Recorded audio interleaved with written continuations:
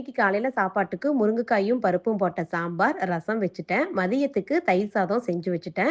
இன்னும் kitchen cleaning மட்டும் bending இருக்குது.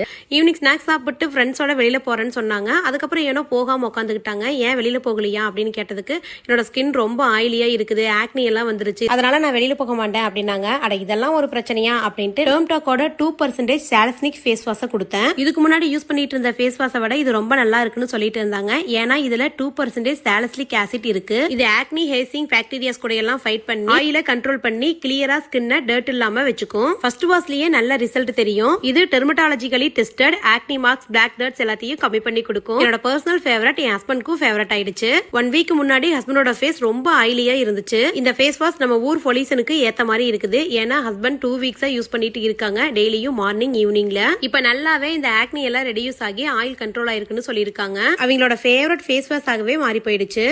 என் ஹஸ்பண்ட் யூஸ் பண்ணிட்டு நல்ல ரிசல்ட் வந்துருச்சு. ஸோ இதை நானும் யூஸ் பண்ண ஆரம்பிச்சிட்டேன். இந்த ப்ராடக்ட் ஜஸ்ட் 2 ஹவர்ஸ்ல டெலிவரி ஆயிடும், பெங்களூர், கொச்சின், சென்னையில.